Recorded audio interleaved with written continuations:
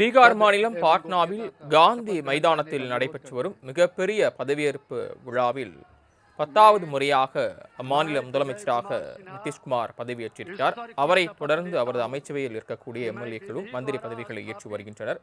கூடுதல் விவரங்களை சிறப்பு செய்தியாளர் ஜியோபாரதி வழங்க கேட்கலாம். ஜியோபாரதி, விரிவான விவரங்கள். பீகார் மாநிலத்தினுடைய சட்டப்பேரவை தேர்தலில் தேசிய ஜனநாயக கூட்டணி 243 இடங்கள்ல 202 இடங்கள் வெற்றி பெற்று மிக பிரம்மாண்டமான ஒரு வெற்றி பெற்றிருந்தது.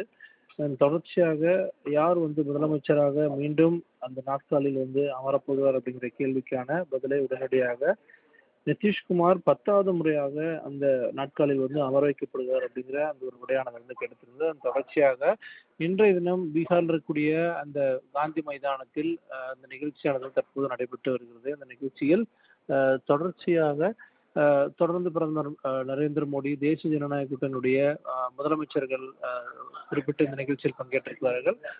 நிதிஷ்குமார் முதலமைச்சராக பதவியேற்றதுக்கு பிறகாக அடுத்ததாக அமைச்சர்கள் பதவியேற்று வராங்க. துணை முதலமைச்சராக கடந்த காலத்தில் இருந்தவர்கள் காட்டிலும் அடுத்தடுத்ததாக தொடர்ந்து அமைச்சர்களாக பதவியேற்று வருகிறார்கள். யாருக்கு என்ன மாதிரியான பொறுப்புகள் அப்படிங்கிறது இன்னும் சில நேரத்தில் தெரியறதுக்கான வாய்ப்புகள் இருக்கு. மிக முக்கியமான வெற்றியை பெற்றதுக்கு பிறகாக தேசிய ஜனநாயக கூட்டணியுடைய முதலமைச்சராக தற்போது நிதிஷ்குமார் தன்னுடைய இந்த பதவியேற்பை முடித்திருக்கிறார். அமைச்சர்கள் தங்களுடைய அந்த பதவி பிரமாணத்தை தொடர்ச்சியாக செய்து வருகிறார்கள்.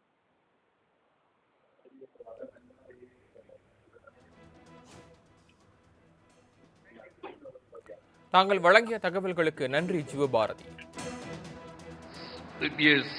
सिवाय जबकि ऐसे मुख्यमंत्री के रूप में अनेक कर्तव्यों के सम्यक और निर्वहन के लिए ऐसा करना अपेक्षित हो, मैं प्रत्यक्ष अथवा अप्रत्यक्ष रूप से संसूचित या प्रकट नहीं करूंगा। धन्यवाद। बधाई।